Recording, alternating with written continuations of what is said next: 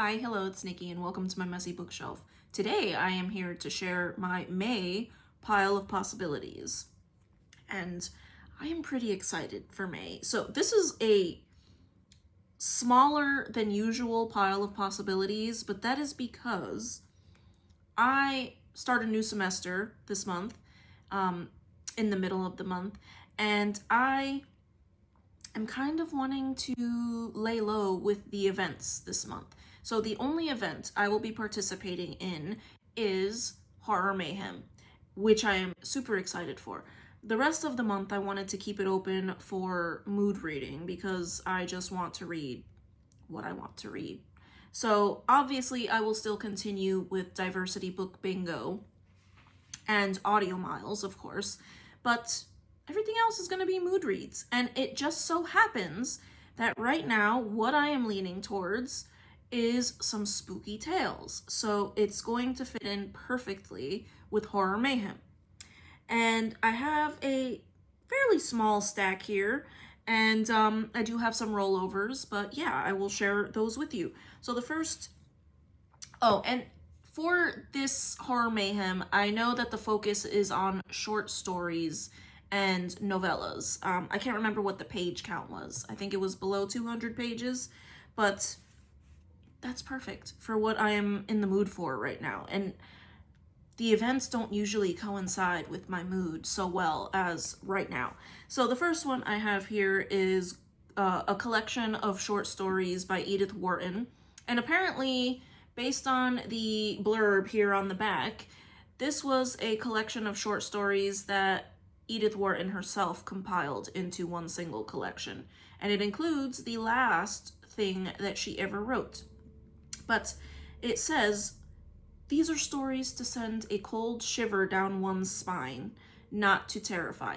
And that is perfect for me. I love that spooky, unsettling, atmospheric, supernatural type of story. I do not love a very gory, violent horror story. So this is perfect. And there are a few short stories in here that I have never heard of, so I am very excited for that.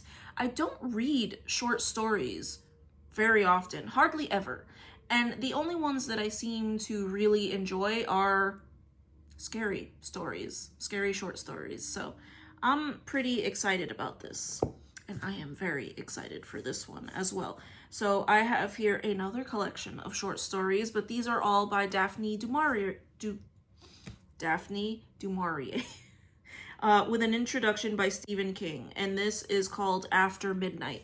And this is a collection of Daphne du Maurier's short stories, and it includes The Birds, which I did not know was written by her. I remember watching the movie, so I'm pretty excited about this. I started reading the intro by Stephen King, and I saw it was getting kind of spoilery, so I will be reading that after I read some of these stories. But I am super excited. I think Daphne du Maurier is a master of creating that super gothic, atmospheric, just very tense environment that leaves you on the edge of your seat without being overtly horrific. And that's kind of my vibe. That's what I like. Something dark and that is going to shock me, but not keep me up for days at a time. That's not what I want. Okay, and then I have here The Turn of the Screw by Henry James. And I had not realized that this was actually a spooky story. And it is about a governess who goes to a home to take care of two children, and she slowly realizes that there is some sort of menacing presence in the house that she thinks is hunting the children in her care. And that is all I know. That is all I know. And then I have another collection of short stories, which I am very excited about. This one is an anthology of different authors, including Elizabeth Gaskell. And this is the Penguin Book of Ghost Stories. I think I bought this for spooky season last fall, and I never got around to reading any of these, so I am very excited. Elizabeth Gaskell is one of my favorite authors, so I haven't really checked out what's all in here, but I'm pretty excited. Pretty excited. It's so awesome how my mood is fitting in with this event right now.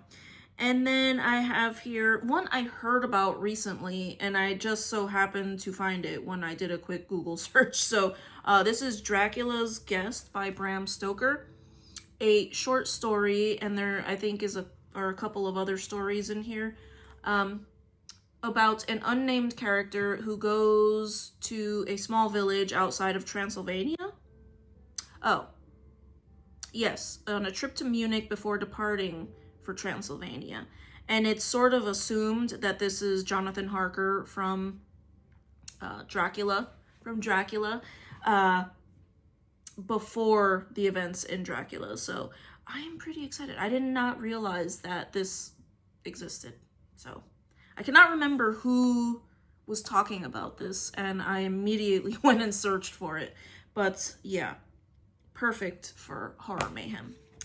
And then I have here a recent acquisition, and this is House of Splinters by Laura Purcell. I know this doesn't fit with any of the prompts, and I don't know that I'll get around to this, but this is the prequel to the, oh my gosh, The Silent Companions by Laura Purcell.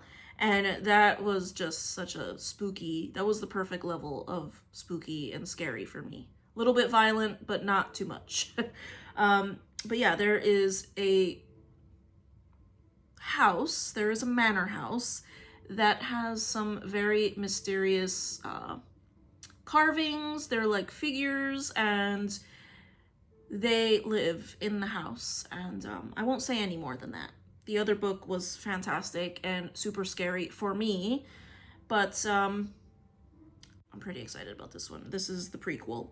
And then that is it for my pile for horror mayhem. And then I do have a couple of other things. One of the things I enjoy when I am in sort of a spooky, dark mood, I like pairing it with something that is nice and cozy. So I have here something I have been looking forward to for the last few weeks, and that is The Warden by Anthony Trollope. And I've never read anything by Anthony Trollope, and all of a sudden I decided I was going to try him, and now everyone is talking about how wonderful he is, so I am very excited. I am very excited. I believe this is the first, well, it is the first book in the Chronicles of Barsetshire, so nice, cozy something, while I am also reading some spooky stories. It's perfect. I am very excited, and I have been trying to stop myself from starting this already. And I honestly want to start some of these spooky stories as well. And then I wanted some variety, so I did also add in Flowers for Algernon by Daniel Keyes. And I misspoke in my haul video. I said it was a boy, but I believe it's a man who undergoes some sort of experimental treatment for his brain to become smarter and raise his IQ, because he's born with an unnaturally low IQ. And this procedure has been successful on a mouse, and the procedure seems to have gone well for the man as well. And then all of a sudden the mouse deteriorates, and the question is it going to happen to him as well? So it sounds fascinating. I was flipping through a few of the pages, and it just, I could tell this is probably going to be one that sucks me in for sure. But that's what I have that I have not started reading yet. And then I do have a couple of rollovers here.